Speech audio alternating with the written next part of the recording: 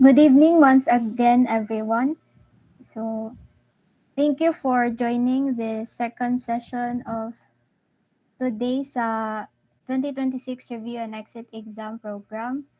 And we will tackle welded connections under steel design. So, do you agree ba na a structure is as strong as its weakest link? So, kung unsa ang pinaka-weak dito sa usa ka structure mo, ang maximum na capacity sa structure. So, kana siya kay ma-apply na to sa tong topic karon o mao ang main idea sa pag-analyze sa welded connections.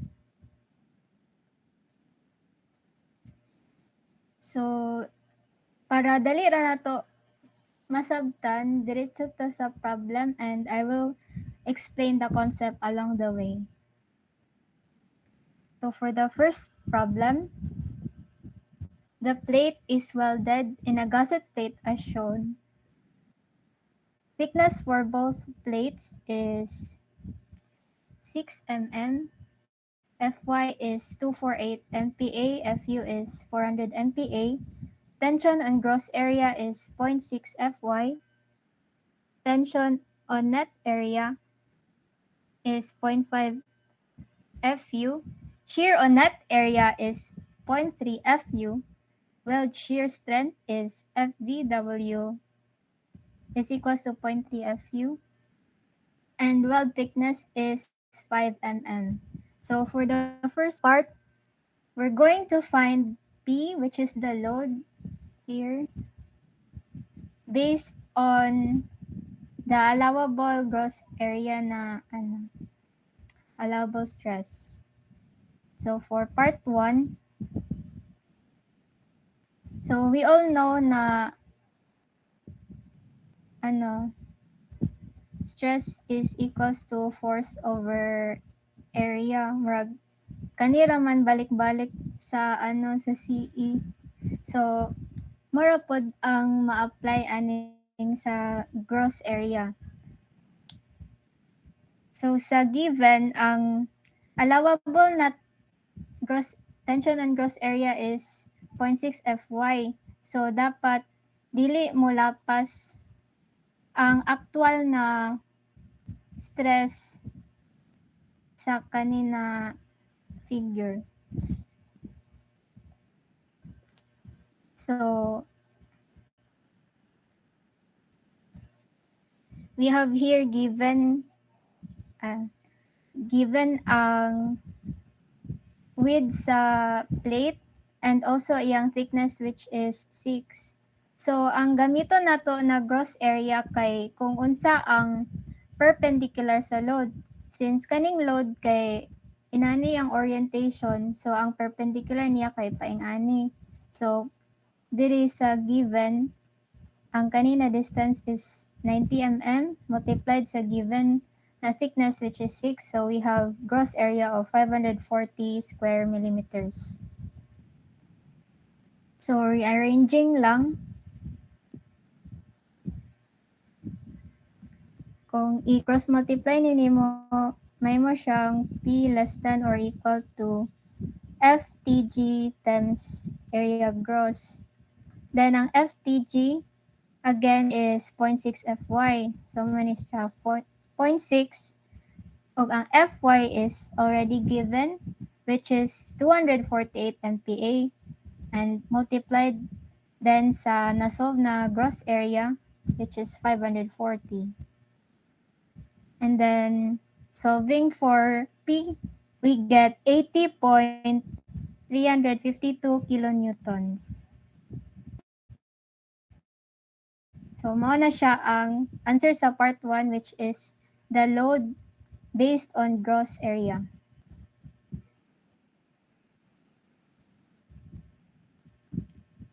And sa National Structural Code of the Philippines 2015 or NSCP 2015, Section 5 kay Chapter 5 is all about steel. And sa section 504, which is the design of members for tension, na-mention dito ang shear lag. So, unsa man ang shear lag? So, this occurs when the tension load is not transferred simultaneously to all elements of the cross-section.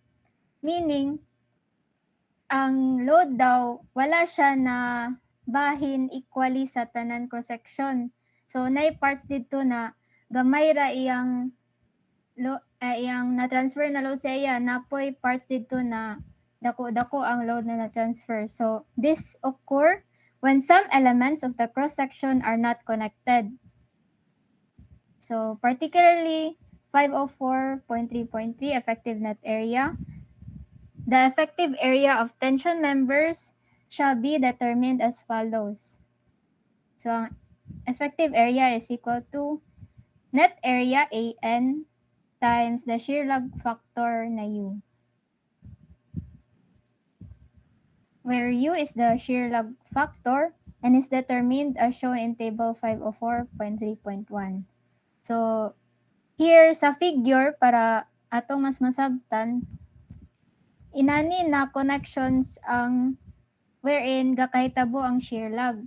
So, example, kaning angle bar, gi-connect siya ani nagaset plate. Then, naay longitudinal weld here o napod na dira.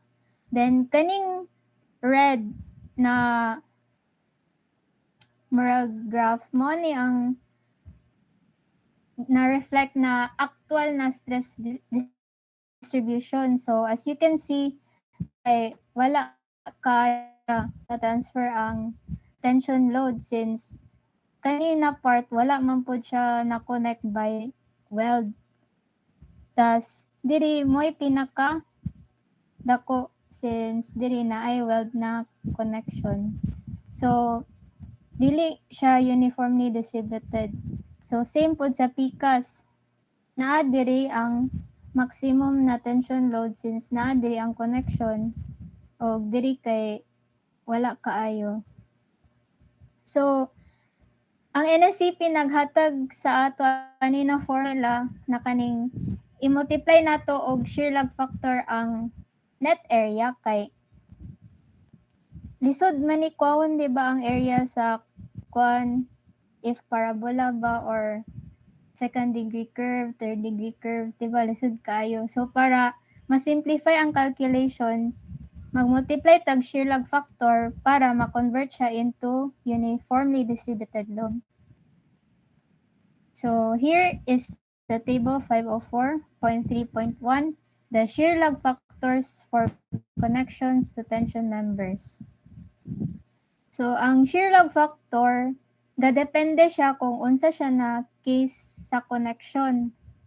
So for case 1, here iyang description, all tension members where the tension load is transmitted directly to each of cross-sectional elements by fasteners or welds, except as in cases 3, 4, 5, and 6. So, di ba gakahitabo ang shear lag factor kung naay parts na dili connected. So, kaning case 1, nag-ingon siya na transmitted directly sa cross-sectional element. So, uniform na siya. Therefore, ang shear lag factor 1 ra. So, kung unsa to imong net area, mo po to imong effective na net area. So, for case 2, all tension members except plates and HSS. HSS stands for kanang mga hollow na mga structural members like tube or kanang tube gid na hollow, mga na sila, where the tension load is transmitted to some but not all of the cross-sectional elements by fasteners or longitudinal welds.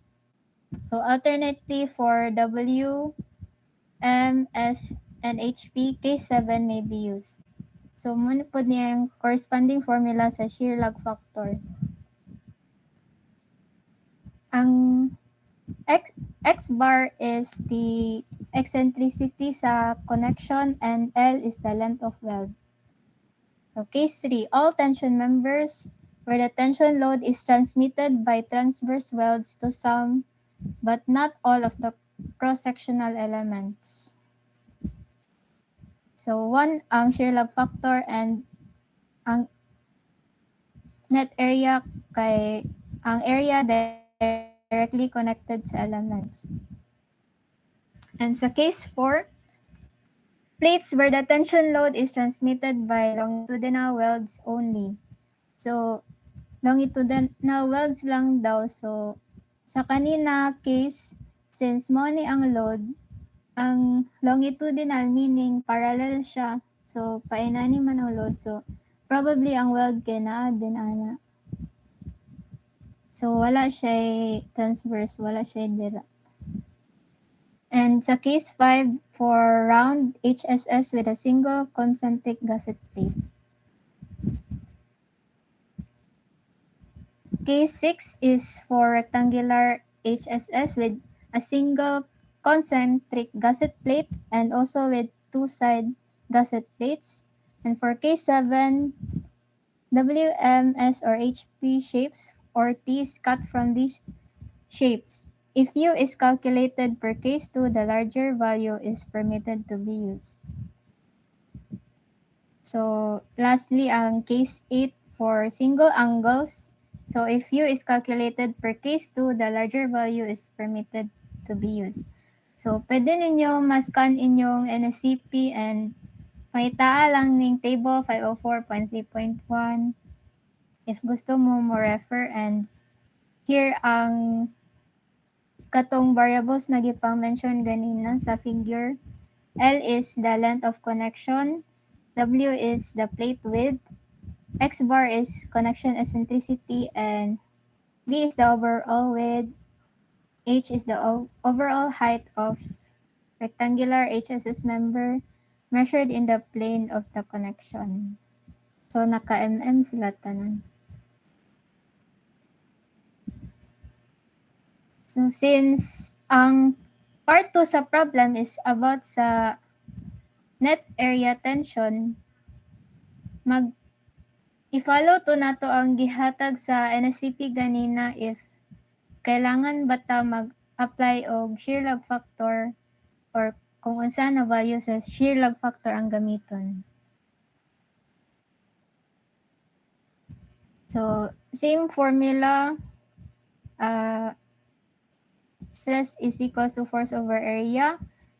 Ang actual stress dapat dili mo lapas sa allowable, which is given, and the tension in net area kay is equals to 0.5 FU. So from the NSCP, the effective net area is equal to shear log factor times the net area. And ganina ang gross area, di ba, kay katong 90 by thickness, which is 6. So since ang kaning plate kay wala man po'y holes, so dili na ta mag-minus. So equal ra ang net area sa gross area, which is 540 square mm. So since nanatay net area, ang kulang na lang kay kung unsa na shear log factor ang gamiton.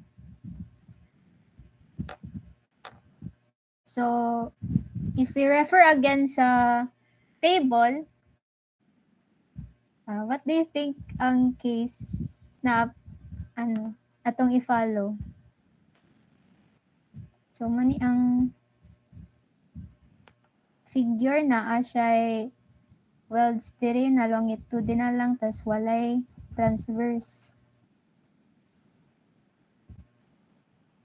So similar siya ani na figure sa case 4. So plates where the tension load is transmitted by longitudinal welds only. Then ang given na shear log factor kay na siya tulo ka conditions. So, we need to identify kung asa dari na condition siya mo satisfy, tas mo din ang corresponding na shear lag factor natong gamiton.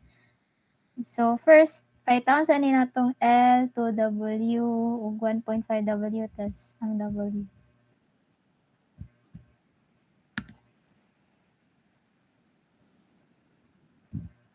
W is the width, so 90 mm times 1.5, 135 mm. And L is the length of weld, which is 100 mm. And twice the W is 180 mm. So, we can see na ang 1.5W is greater than L and also greater than W. So, if we look again, diri siya sa ikatulo na condition. Therefore, ang atong U is equal to 0.75.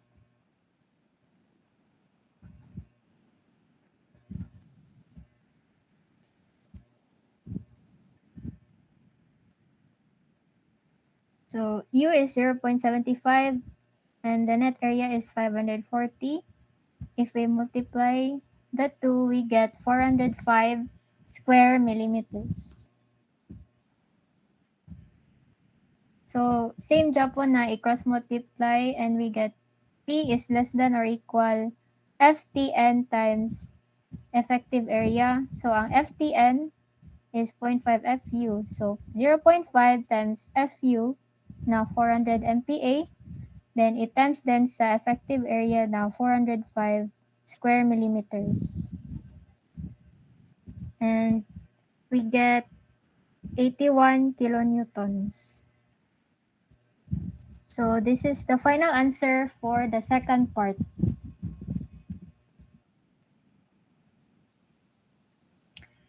And now we have another provision from NSCP, section 510, the design of connections. So for fillet welds. So according sa mga instructor sa una, ang pagbasa daw ani kay fillet and not fillet kay. Ang fillet refers to katong sudan bitaw. So mo ni ang sa provision sa NSCP. Mataas kayo. So, para masabtan nato siya, we'll use this figure. So, example, mao ni ang isa ka member o another member, tas gi-join sila by a weld. And kani kay mao ni ang thickness sa weld, which will be represented by W. Also, W put ni here.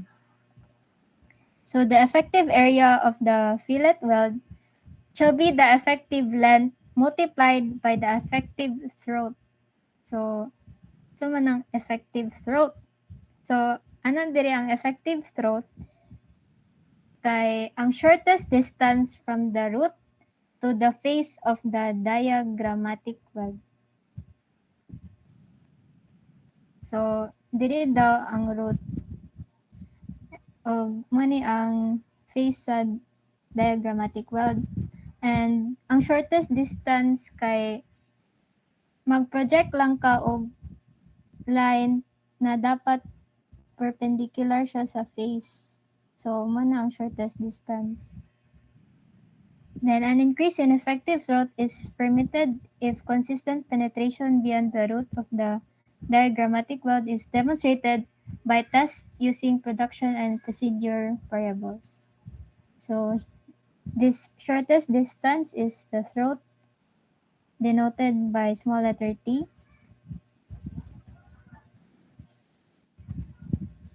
And we can see na makabuot tag triangle here. So, kani siya, kani o kani isa ka triangle. And since corner man ni, this is 90 degrees. And ang sum sa all angles in a triangle is 180 degrees. So, minusan nag 90, natay another 90. And since kanina angle, ang iyang atbang ani, o ang atbang ani na angle, kay equal ra siya. So, i-divide na ni mo 2 ang 90, which is 45 ni diri o 45 diri. So, katong throat, naka-perpendicular gyapon siya.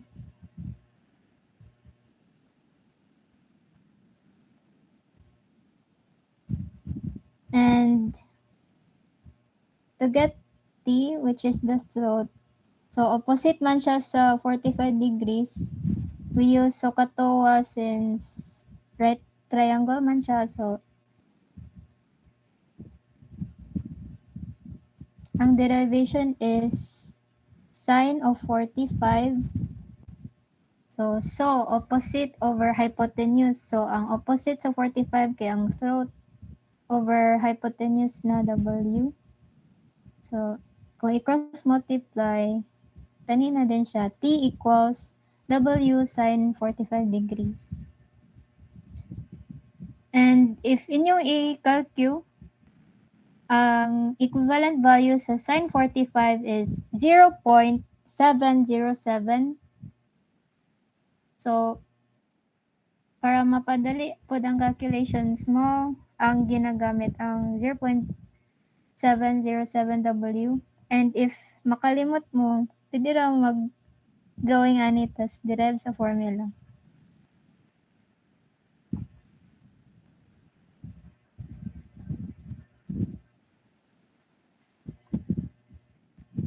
So, kani siya kay isa ka case na mahitabo ang shearing sa weld.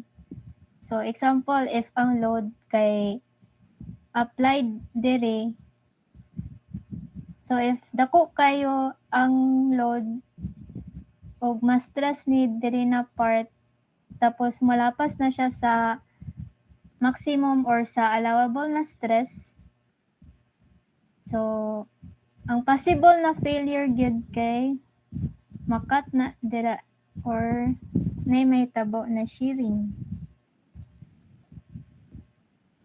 So, if kani ang length sa weld, so mag-shear din siya if i-apply nimo ang kaning load. And kani siya here, mo ni ang throat, then mo ni ang resisting area. So, kung mag-analyze ta sa shear sa weld, ang atong gamito na area kay kani siya, kaning resisting area, which is just equal sa throat times the length. So, ang area of resisting weld, again, is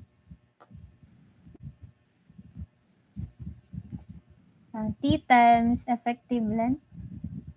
And ang T ganina, which is na-derive, is 0.707W times LE. So, ang nominal capacity of weld,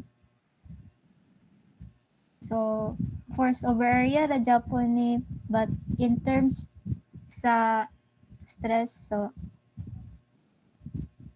money ang force, then stress times area dayon. So, another case, di ba, ganina kay dirito ang load. So, karon na nasad siya diri. So, if dako pod kayo ang load here, then mulapas na siya sa maximum na allowable stress, mag-shear pod siya in ani pod iyang shearing. So, same diri ra Japon ang throat, tas money ang resisting area. So, ang area sa weld is same ra ganina, which is T times effective length is equals to 0.707W times effective length, and nominal capacity is same ra Japon. So, na-realize nato na bisan diri pa na siya i-apply ang load or diri, same ra gyapon na ang formula kay kaning 0.707 W times LE, in which ang W kay ang thickness sa weld, LE kay length sa connection. So, we'll apply it here sa third part, and we need to find P based on the strength of the weld.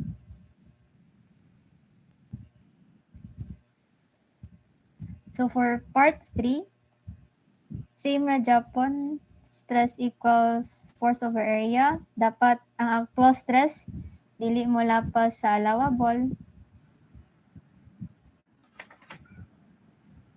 na 0.3 FU.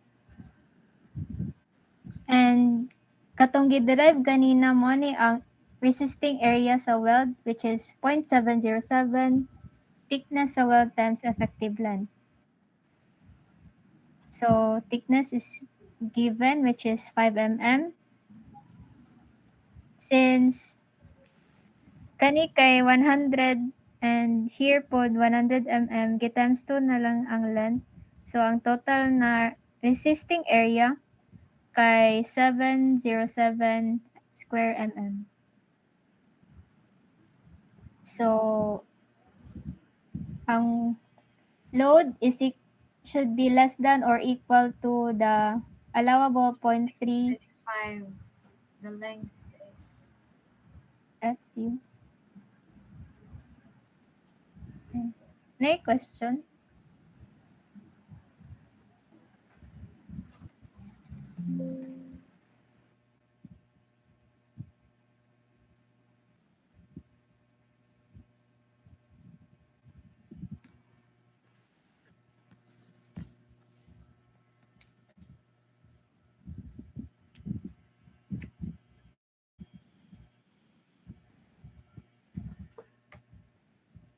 So, let's proceed. Murag wala man.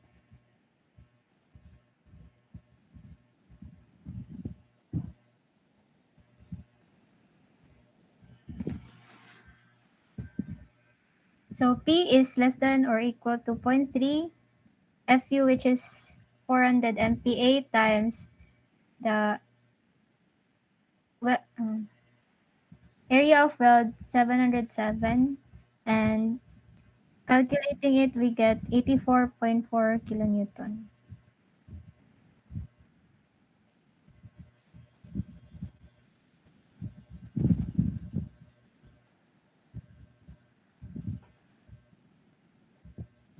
Sa assessment, since kami rasad ang ginapamake sa assessment, mag-provide lang ko this time, pero if mag-final exam na, kay sama man good kay ginapa-memorize to ang or familiarize ang values o katuras ang mga common na parts.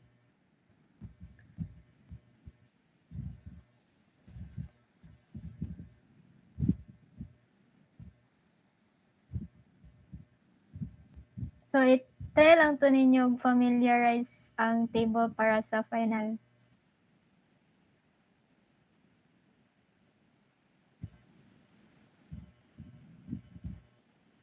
So back ta sa part 3, we have the final answer, 84.84 kilonewton.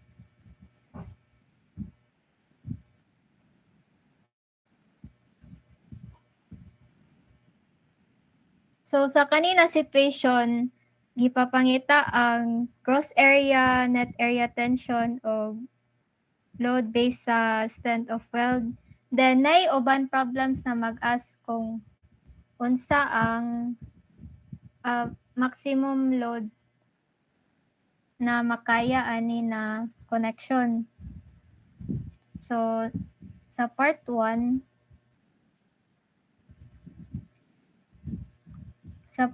we have 80.352 Sa part 2, 81 kilonewton, and sa part 3, 84.84. So, if i-ask kung unsa ang maximum na kaya niya na load, ang imong pilion katong pinakagamay, since if example imong gamiton kay 84.84 tas diri sa part 1 kay ni fail na siya sa gross area, so dili to siya mao ang maximum, kay dapat ang maximum load mo ang minimum niya na makaya na dili mag-fail, na walay ma-fail. Dapat safe siya sa tanan conditions. So as civil engineers, we need to check all mga possible na failure para ma-ensure nato na safe atong structure.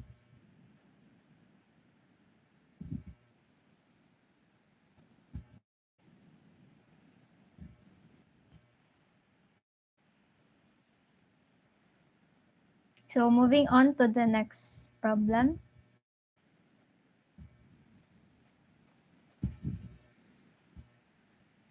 So the line of action of the force P coincides with the axis of the angle, which is at a distance x bar is equals to 29 mm from the back of the connected length.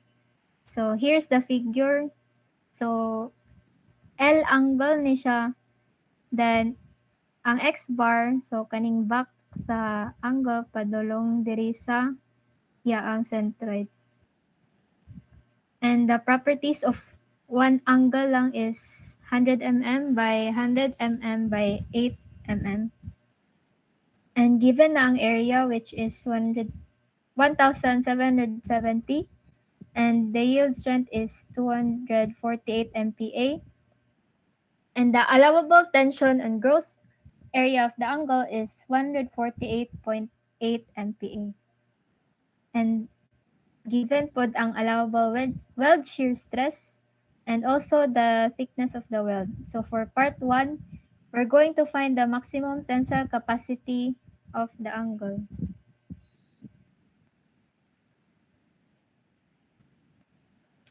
So here we have L1, and let this sitting sa right side be L2.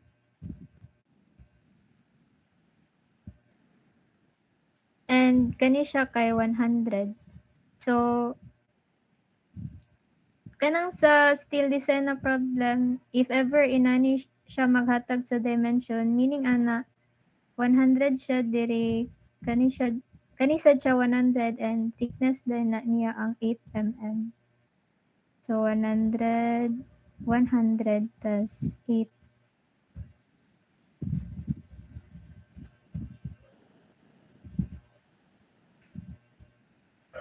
So for part 1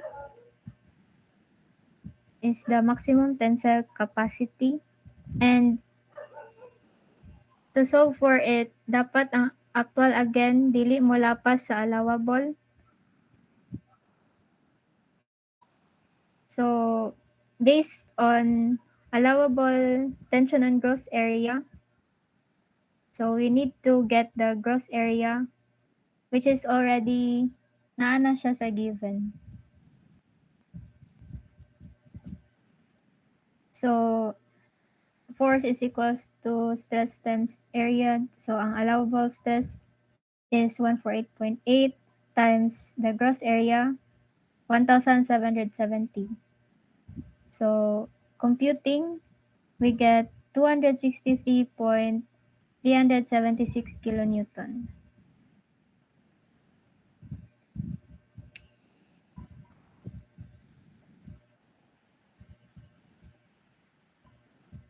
So sa part 2, we need to get the minimum length of L2.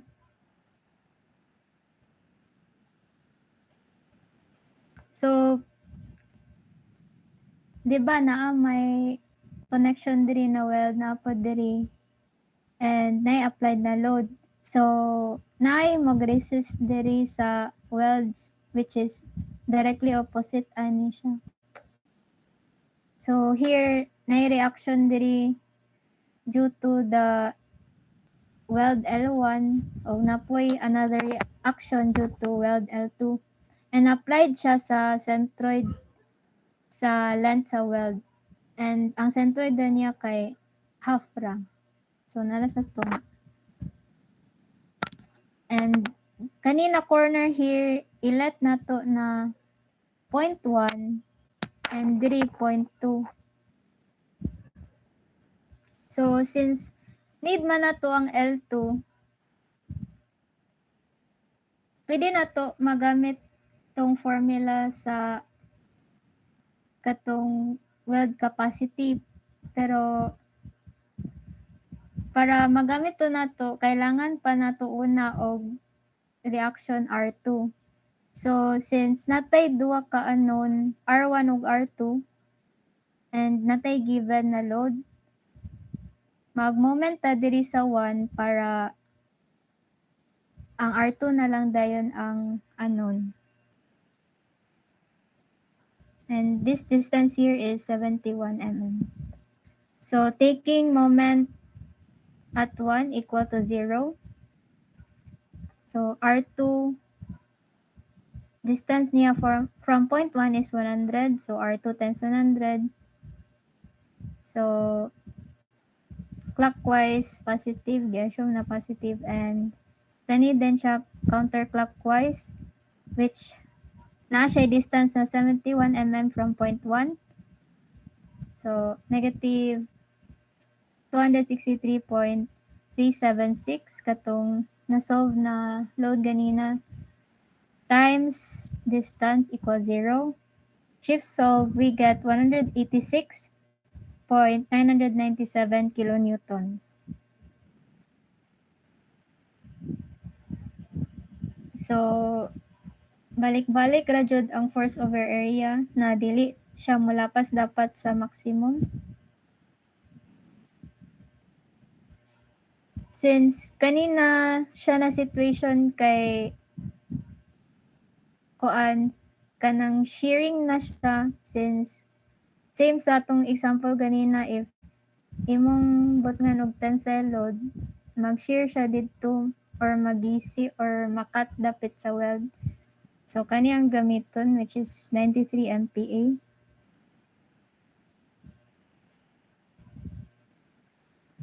So rearranging, and also katong effective net area ganina sa NSCP na 0.707 thickness sa weld times effective length.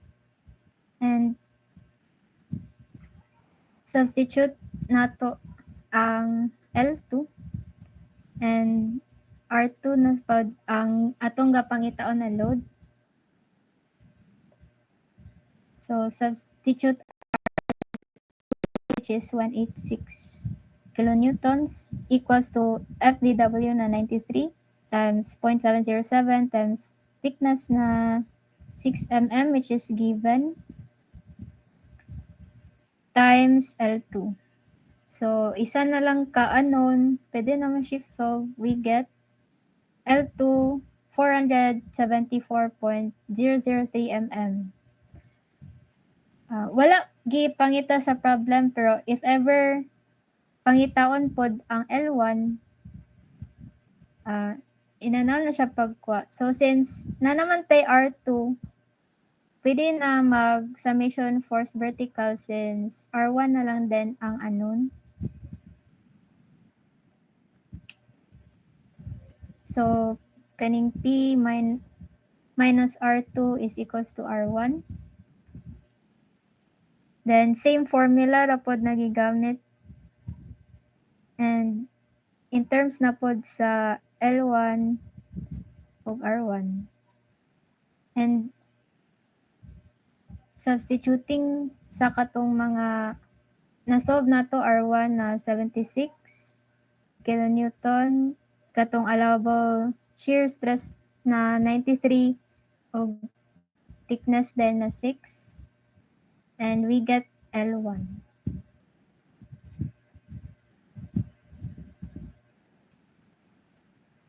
So for part 3, determine the minimum lengths L1 and L2 when a weld size of 5 mm is added at the end of the angle.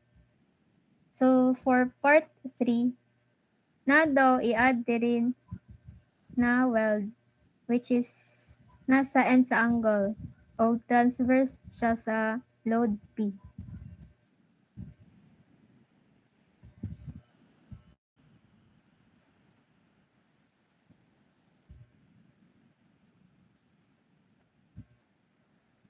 So, katong additional na transverse weld na pod siya reaction which is R3.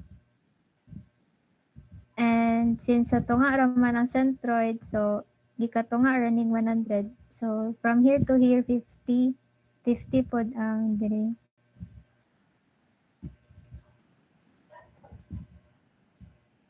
So need na to L1 and L2. So let's try na mag take moment here sa center of gravity. So R1 times 71 plus R3 times yung distance kay 50 minus 29. So, kani 50 minus kaning x bar na 29 minus R2 times distance niya from center of gravity which is 29. But we know na R is equal to FEW times kaning area, resisting area. So, i-substitute nato tanan given. And since unknown pa man ang L1 o L2, in terms nato siya sa length. So, for R1 is equal to 93 times 0.707 times thickness times L1, which is 394.506 L1. Same pod sa R2. So, in terms sa L2, since unknown pa man siya. And R3, nanatay length kay ana sa problem na applied daw siya diri sa end. And ang measure sa end is 100 mm. So, 100 iyang length. So, gikan ani na equation, i-substitute nato ning bago nato nakuha. So, R1, substitute here, times 71 plus R3 times 21 minus katong R2 times 29 equals 0.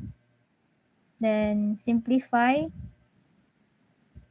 Tapos, i-arrange na to siya na naka-in terms sa L1 una, tas L2 sunod, equals ang constant kay later mag mode 5 ta. Since sa mode 5 we need two equations kay natay two unknowns L1 ug L2.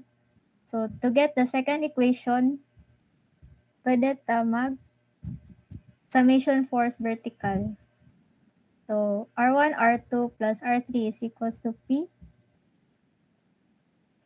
And gikan diri R1, i-substitute R2, substitute here, equals sa P, des gitranspose ang R3 since constant naman siya, 32,000. So we have to use mode 5.1. So let me share my calculator.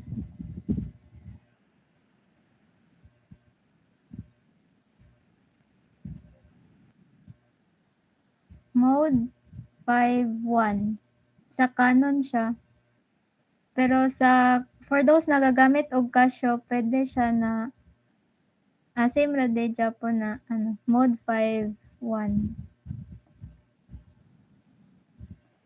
So enter na to sa A na column is L1, ang B na column L2 tas constant. So sa first equation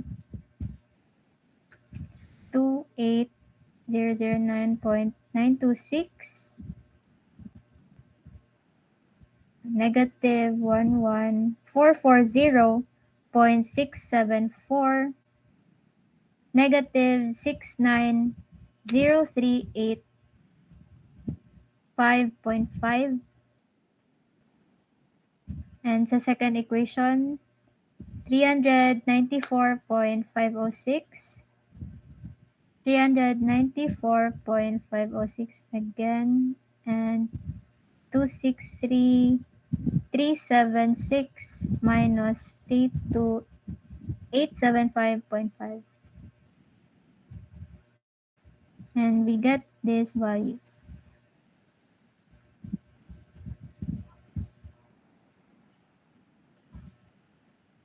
So that's it for part 3. Nakuha na nato ang L1 and L2.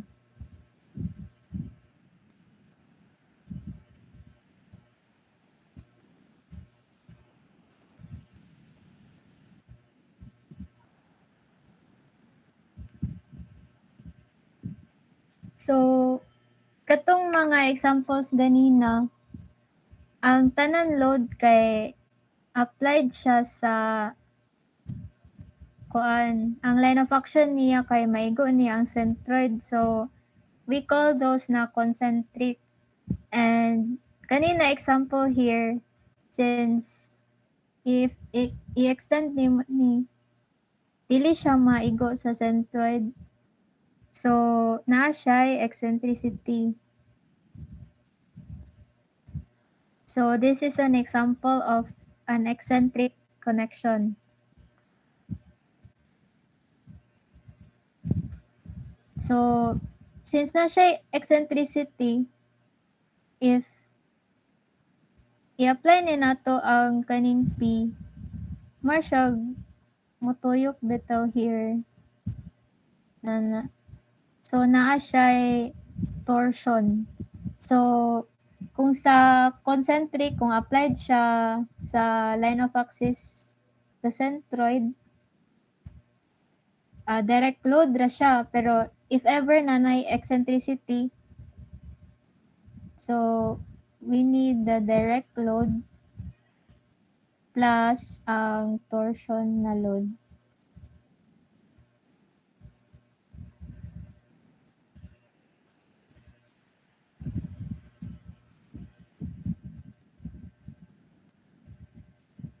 So, inani ang procedure for eccentric weld connections for shear. First, ilocate ang weld group centroid. Second, calculate the shear reaction due to direct load P. So, na components ang direct load RDX and RDY equals P over L. Ang third is to determine shear reaction due to the applied torque T. So, para makuha na to ang reaction due to torque, we need the polar moment of inertia, the equivalent torque T, o ang reaction due to torque in terms of X o in terms of Y. And lastly, we need to find the total shear reaction at welds, which will be the summation of direct load plus torque. So, sa mano-mano na procedure sa eccentric weld connections, we can see na kanang dagan pa bitaw kay tag-agian, napay direct load, napay components niya, napay torsion, napay components, magpapag polar moment of inertia. So, to save time, we'll use a calculator technique para diretso na nato makuha ang total shear reaction.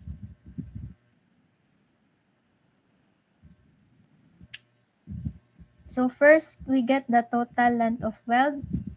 So we weld here, here, and here. So 100 plus 150 plus 50 is 300 mm. And sa first step ganina, sa Caltech Japon, need pod nato kwaon ang centroid. So, need na tong X bar and Y bar. And this point here sa centroid ani na weld 0.1, centroid ani na weld 0.2, centroid sa third na weld 0.3. And the reference axis X and Y. So, need na to reference para dara ta mag-measure sa centroid. So, to get the centroid, we'll use the Varignon's theorem. So, Varignon's theorem is total length times X bar equals summation of individual length times the X distance. So, muna apply dire, total length is 300 times X bar equals 50 times distance ani na reference na origin, which is half ra sa 50 over 2. Since ang centroid sa second weld kay nara siya here na axis, so 0 yan distance, and here sa 100 is just half sa 100 gyapon. So we get X bar 20.833 mm. And sa Y bar na pod, we have 300 times Y bar equals to 50 times 0, since nara siya diri. Yang Y coordinate ani kay 0. And sa second weld, yung Y coordinate sa yung centroid is half ra sa 150. And here sa third na weld, 100 times 150. So from here to dira, yung Y coordinate sa kani kay 150. So we get 87.5 mm. So Y bar is 87.5. 150 minus Y bar, we get 62.5. And 50 minus X bar na 20.833, we get 29.17. And kani 150 over 2 minus 62.5, we get 12.5. And ang nasolve na to na X bar na 20.83. And to get this, half sa 50 minus X bar, which is 4.17.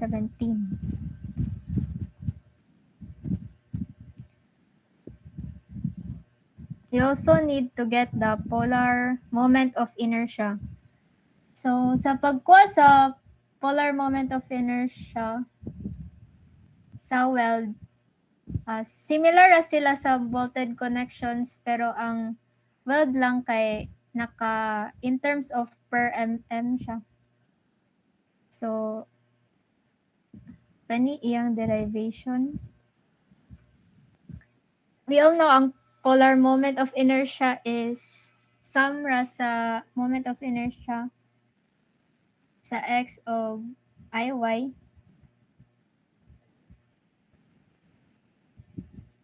So, ix is mag same ra sa rectangular. Kung mani ang weld, mani ang base niya t.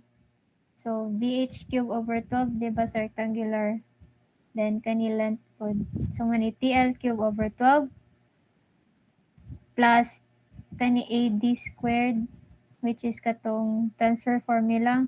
So, ang area ra kay thickness times length, and ang distance din niya squared plus sa in terms pod sa y, mabaylon na din ang L og t.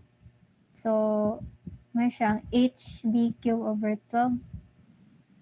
And same ra ang area then ang y distance squared dayon. So again, ang polar moment of inertia sa welded kay naka per mm kay ang whole equation gi-divide siya og t. So na cancel tong t here, L³ nang nabilin og nakuan og isa ka t, so t³ na imong t squared. So nawala, na-cancel pod ang t diri sa area of kaning sa area pod diri.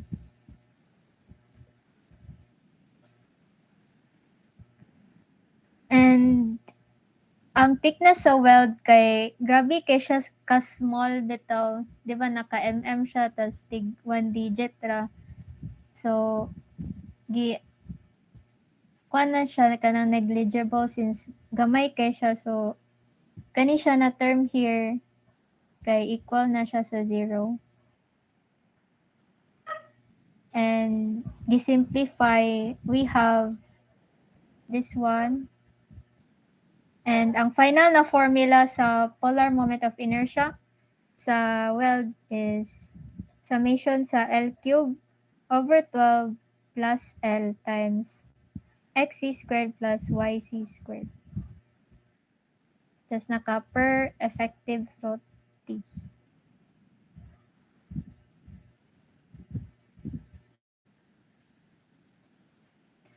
So ganina nagkuha ta sa centroid using Barignon na manual. We can also alternately use mode 3-2 na naka-on ang frequency using our calculators to speed up the process. So I'll get my calculator again.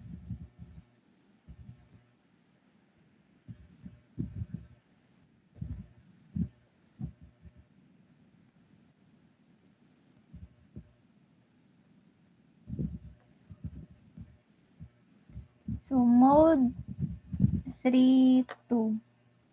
And wala pa siya frequency na column. Para ma-activate to siya, mag-adto ka sa shift mode, down arrow, tas kaning stat, which is 4, then frequency on, then 1.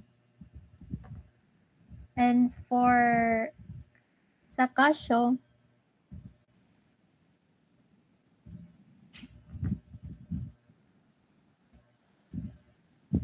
is mode 3, 2, o para ma-on ang frequency adto sa shift mode, wait, shift 1, wait, sorry.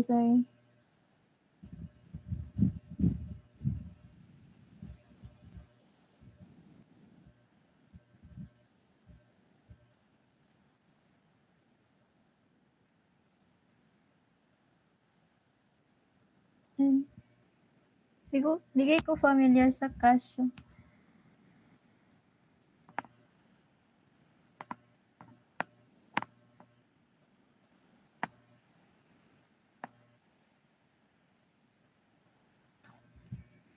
And kabalong on saan pag on. Okay. Shift mode, arrow down. Sige, thank you. Shift mode. Okay, here a day. Shift mode, arrow down, tas 4. So, thank you kayo.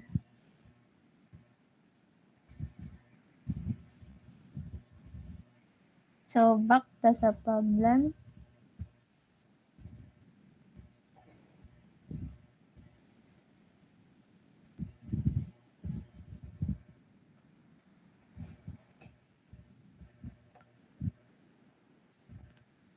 So, gi-arrange lang siya into table sa weld 1, weld 2, o weld 3.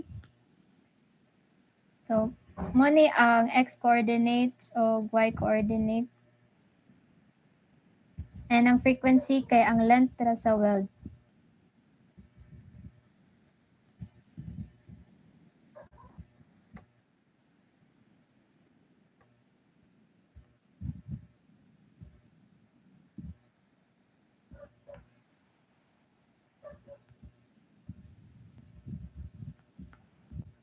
So, input nato.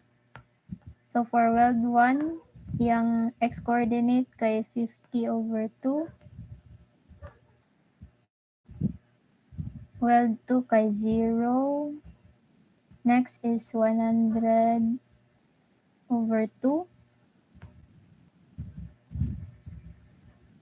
Balinta sa y column. So, 0, 150/2, 150. And here sa frequency is 50, 150, and 100.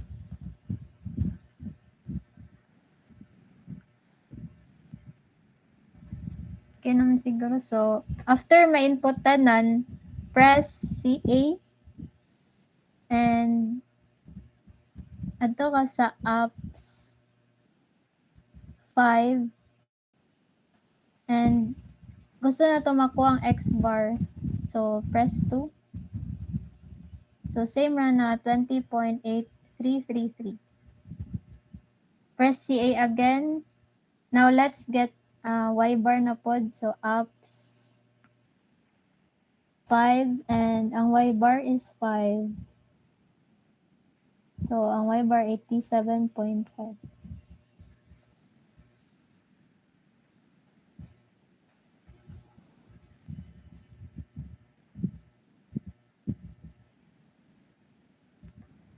Sa casual, i-try na to 50/2, 0, 100/2,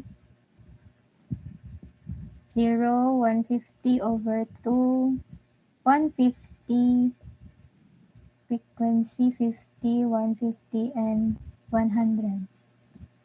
Same, press AC and shift kaning stat which is 1 and 4 man siguro. 4, then ang X bar na kaning 2.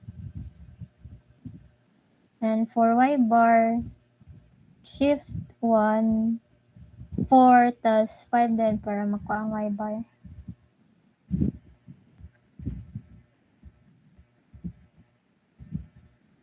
O napoy Caltech or syntax para sa polar moment of inertia, which is money iyang syntax, n times x sigma n squared plus y sigma n squared plus cube sa tanan length over 12.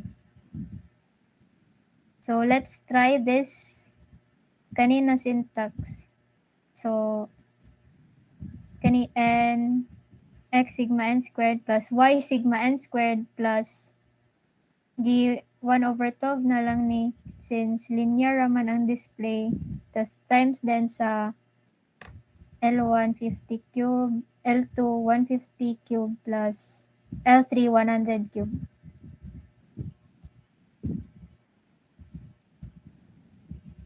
Let's try first sa Canon.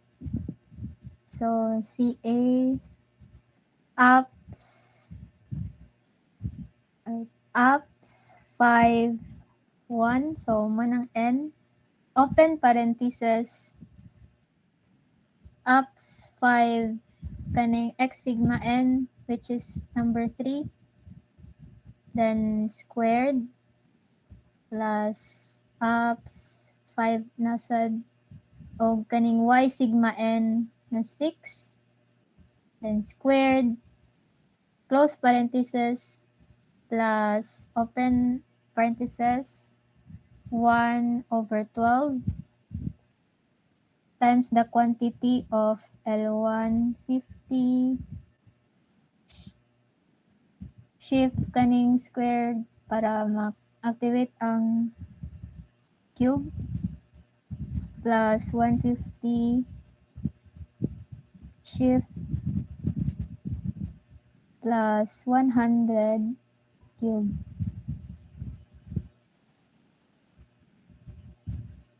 And we get 1,322.92 times 10 raised to 3. So, para ma-engineering notation, tuplo ka lang eng-eng. So, kani engineering. Tas, click again para may mong raised to 3. So, for Casio, tayo nasad na to sa katong gagamit sa Casio. Shift 1 for 1 para sa N. Open parenthesis. Shift 1 for sa Casio kay sigma x ra siya. Pero same ra na. Squared plus shift 1 for 6 sigma y squared close parenthesis plus open 1 over 12 close parenthesis open 50 cube plus 150 cube plus 100 cube. So, same ra Japon. So, ang engineering notation sa Casio kay dual ra siya sa RCL. So, press twice para ma 10 raised to 3. So, we have the same results. So, again, ang polar moment of inertia sa weld kay naka per mm.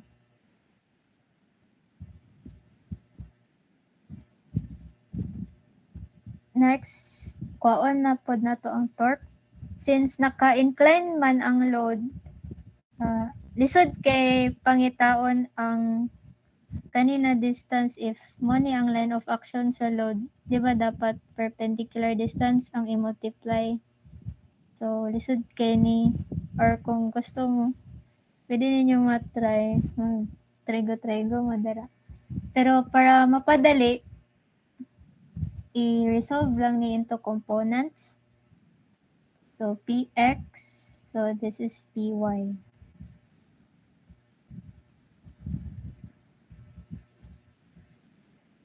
Since na-solve na nato ang mga centroidal distance, na-locate nato ang centroid. So, mo man ni atong initial na reference. So, ang x bar kay 20.83. So, from here sa y-axis, measure ka 20.3. So, nadiri ang sa x. Then, ang y bar kay 87.5. So, from diri, measure ka pa sa ka 87.5. So, nadiri ang centroid. So, now we get ang perpendicular distance sa component. So, for py, ang perpendicular distance niya from centroid kay 100 plus 100, kani 100, minus x bar. So, we get 179.17. Next is ang perpendicular distance sa x component, which is ey. And makuha ra siya by equal to 150 minus y bar. So, makuha ni na distance. 62.5. So, torque kay force times distance. So, to get py kay 50 sine 75 multiplied by ex, yung perpendicular distance. Then, ang assumption here is clockwise positive, so positive ni. And ang PX,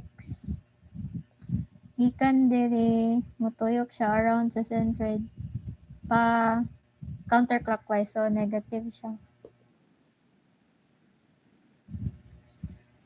So PX is 50 cosine 75 times yung perpendicular distance 62.5. Solving 40, we have 7,844.437 kilonewton mm.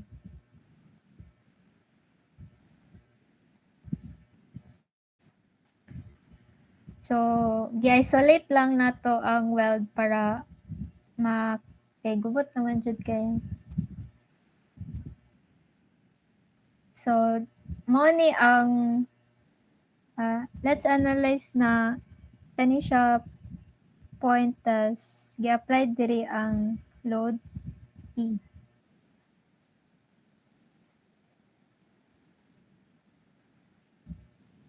So, sa load P,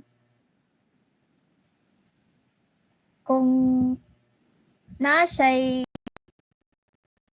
equivalent reaction na direct reaction. So, as mentioned nasa analysis, need na to makuha ang reaction due to direct load o reaction due to torque. So, since if kani ang direct load, so pa-down siya, ang mo-resist pasaka. So, sa pag-analyze pod sa weld, kay sa pag-analyze sa most stress, gina-identify ang mga endpoints sa weld. So, kani sa weld 1, mo ni ang endpoint A o B, sa weld 2, B, C, o sa weld 3, C, D. So, sa point 1, napod siya reaction due to direct load. Napod here, sa C pod o sa D. And since na may eccentricity, so na ay torque na ma-produce. So, if i-analyze na to, di ba gi-assume man to ganina na clockwise positive. So, since positive man ang torque na to, so positive po ni clockwise. Since ang applied torque kay clockwise, ang mag-resist pod kay opposite, which is counterclockwise. So, para ma-imagine na to, kay mag-draw tag line from centroid padulong sa katong mga endpoints. And ang pag-draw nato sa resisting na reaction due to torque kay perpendicular siya itong ipang-draw na line. So, 90 degrees ana. So, pa counterclockwise. Kay clockwise man ang applied. So, kani sa B, counterclockwise gyapon. Sa C, counterclockwise. Sa D, counterclockwise. O, mapod ni ang distance sa D from the centroid. So, before D ay need man nato makuha ang critical na point. So, ang critical na point, ang general rule sa pag-identify by kanang magtan-aw lang ka, dili pa bitaw nimo i-solve ang values. So, ang pinaka-critical kay kung unsa ang pinakalayo sa centroid o duol siya sa load. So, dapat pinakalayo sa centroid. So, murag duol ra ning C. Duol ra pod ning B. So, X na sila. Tas, ang mas duol man sa load kay, di ba, kaning D, ang A kay layo ra. So, by following to na rule, by inspection lang, makapredikta na nasa D ang most or ang critical na point. So, para ma-prove na, atong i-solve.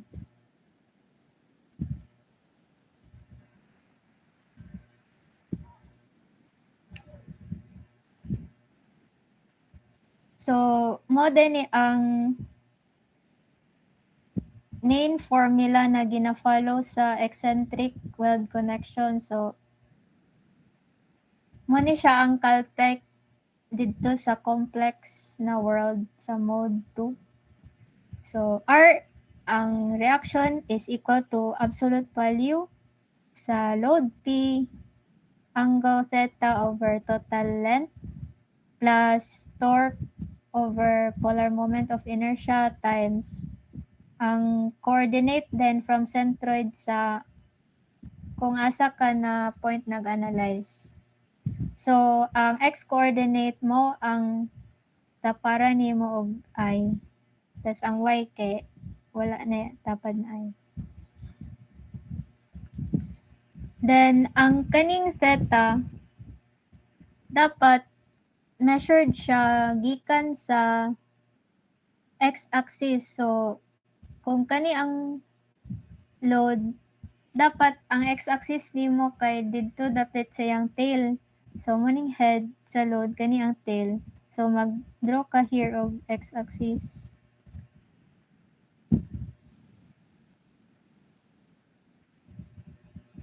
And, kani siya kay 75 degrees. So, equivalent ra siya diri na angle 75 degrees.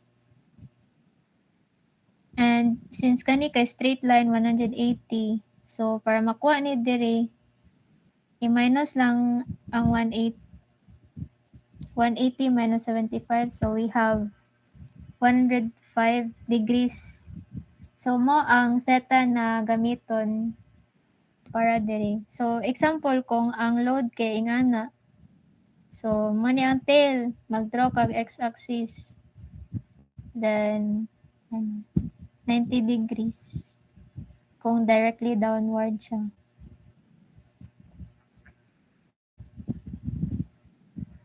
So from x-axis dyan padulong ana.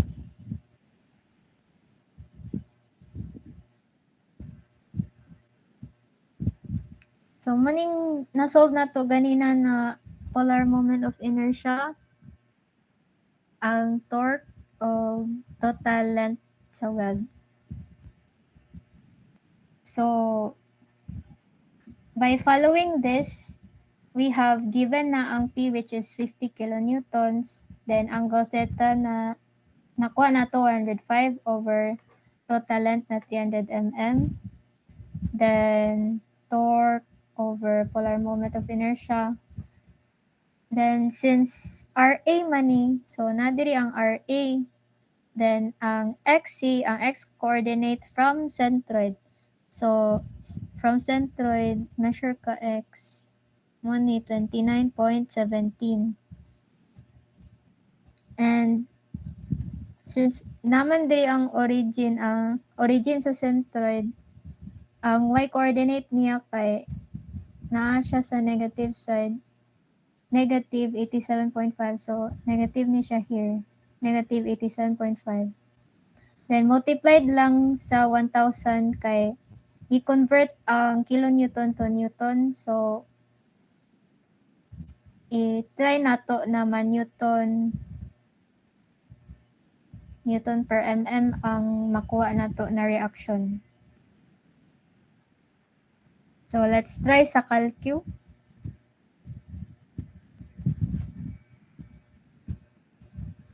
For Canon, mode 2, then absolute kaning ABS abs, then fraction 50. Ang kaning angle kay i-click lang ning integral dito kay nara o kaning yellow. Tapos 105 over 300 plus fraction ang torque 7844.437 polar moment 1322.92. Pwede exp kung times 10 raised to 3, exp 3. Open parenthesis 29.17. Ang I kay tapad ra sa katong angle which is nasa engineering notation. So minus 87.5 plus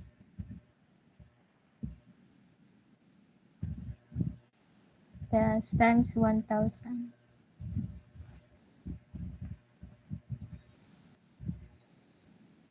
So we get 653.780 Newton per mm.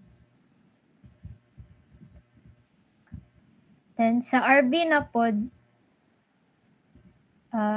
copy-paste ra siya sa RA, ang malahi lang kay ang coordinates. So RB. So ang iyang x-coordinate kay negative man. Kaya na siya sa left side, 20.83. Tas I, so gikan sa syntax, minus 87.5, iyang y-coordinate, negative. So, try na po na to sa Casio.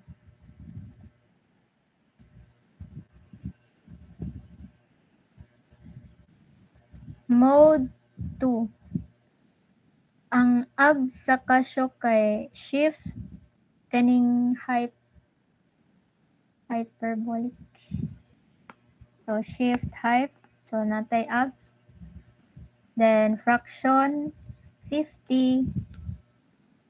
Then, ang angle kay shift o kaning letter E sa letter E. Then, 105 over 300 plus fraction 7844.437 over 1322.92 plus kaning times 10 raised to 3, then open parenthesis negative 20.83. Ang I is found sa eng gyapon, so shift eng. So we have I tas negative 87.5. Then close parenthesis times 1,000. So we have 563.227 or rounded off to 228. So same ra Japon ang procedure for RC. Again, ang nakalay lang kay ang coordinate ra jud. So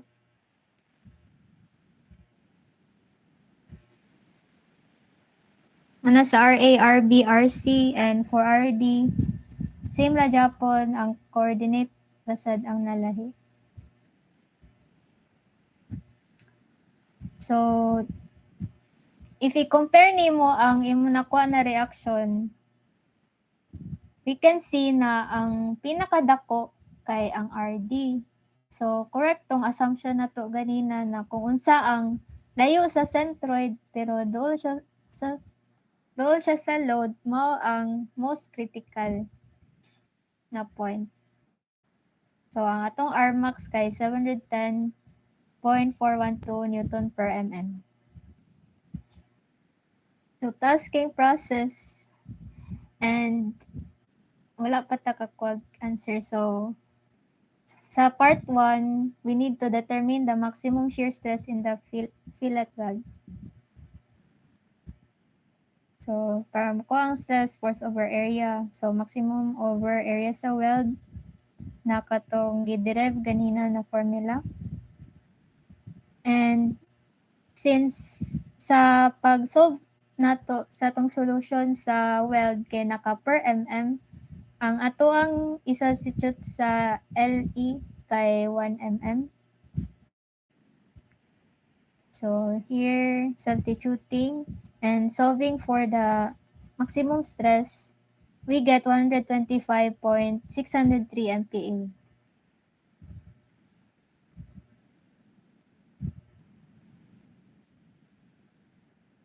So for part 2, we need to determine the maximum P. So katong 50 kilonewton ganina sa part 1 na to, sa part 2, ang P na pod ang unknown. So same steps pero naka-in-term sa P since unknown pa man ang P. So here, x component sa P, y component, and ang torque is equals to P sine 75 times datong distance 179.17 minus P cosine 75 times 62.5. So we get torque in terms of P 156.889. So since na-prove naman ganina na sa T ang maximum, so diretso na ta dire sa RD. So P angle theta, so theta is 105 over length, total length sa weld which is 300 plus ang torque 156.889 P over polar moment of inertia times ang coordinate sa RD. So RD is 79.17 I mo yung x coordinate and ang y coordinate kay 62.5 multiplied by 1,000 to convert to Newton. So we get our maximum reaction 14.28 in terms of P Newton per mm. So same formula, force over area. Dapat di mo exceed sa allowable. And allowable kay given which is 140 MPa. So substituting and by shift solve makuha na din ang P which is 55.732 kilonewton. But nay mas dali na way if nakasolve na ka sa previous, pwede ra nimo i-ratio and proportion. Kay ang force over ang stress kay equal ra, constant ra siya, equal to constant. So by ratio and proportion, para makuha nimo ang maximum load, over siya sa stress na allowable equals to katong T ganina na given which is 50 over katong na-solve na stress na 125.603. So shift solve, same ra Japon ang makuha and gamay ra discrepancy.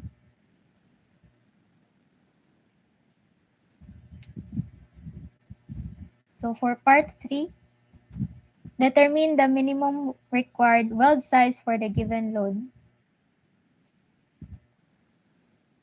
So pwede ra pod siya ma-ratio and proportion since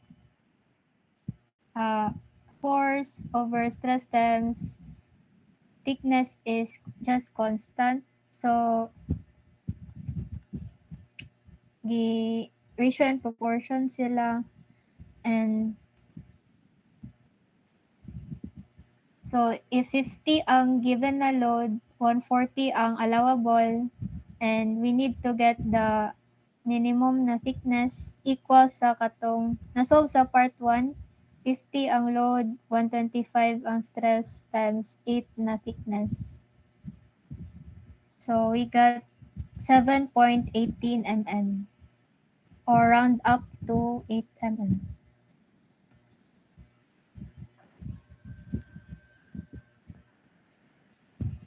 So i-run through lang nako ni ang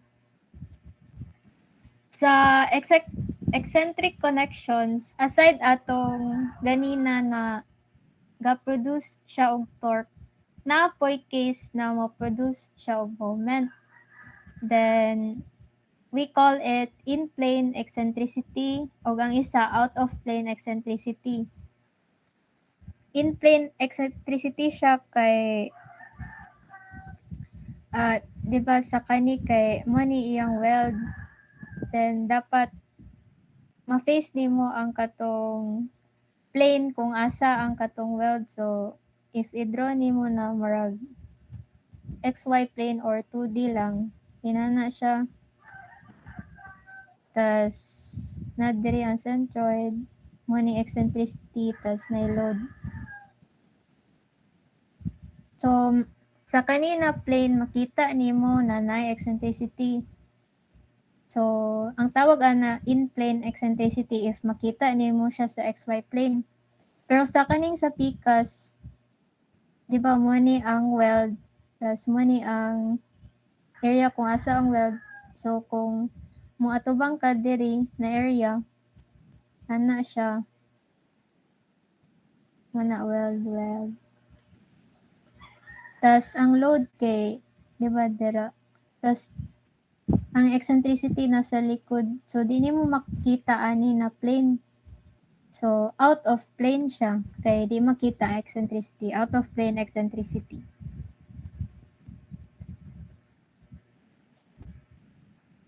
So this example kay out of plane eccentricity since if mo face ka front sa weld sa kanina plane, di nimo makita ang eccentricity na 50.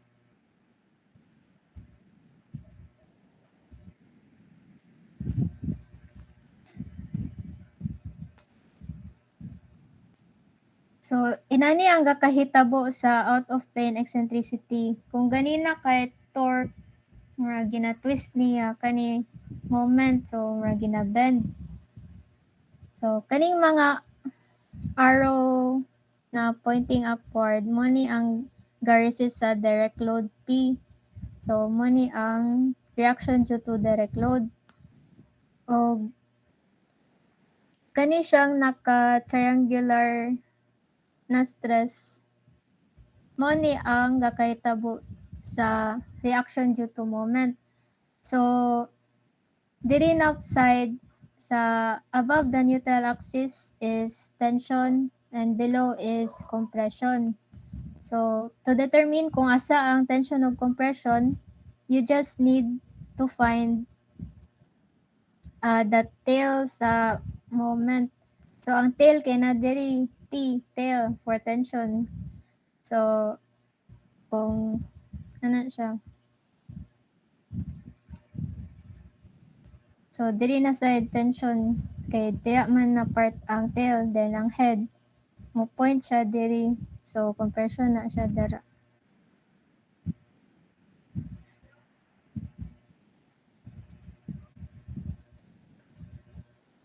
And since symmetrical raman ang atong weld, we can safely assume na ang neutral axis nara diri half. Since symmetrical raman siya. So same sa in plane, magkuha gyapon ta og direct load which is P over total length. So P na given is 20 kilonewtons over 2 ka 75. So we have RD is equal to 133.33 Newton per mm. And moment load, moment is just force times distance. So force P equals 20 times eccentricity na E, 50. So we have 1,000 kilonewton mm. And sa from ang formula man sa flexural stress diba kay MC over I. So we also need to get the moment of inertia about the neutral axis. So for weld, L cube over 12, since per mm na siya na-cancel na ang thickness. So per effective throat T.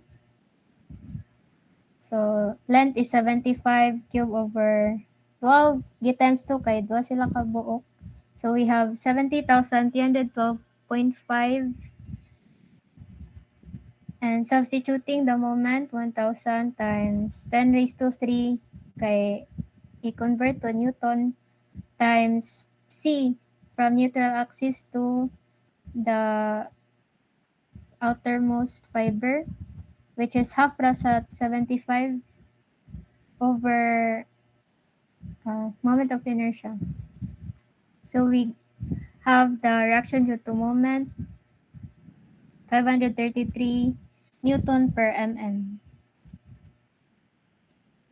So natay direct load, moment load. So sa part 1, gipangita ang maximum stress in the fillet weld. So need na to makuha ang resultant sa direct og sa moment.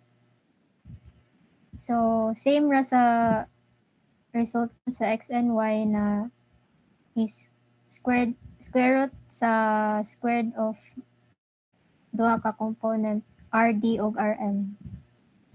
So Rmax is equals to square root of RD 133 squared plus RM 533 squared. We have Rmax is 549 Newton per mm.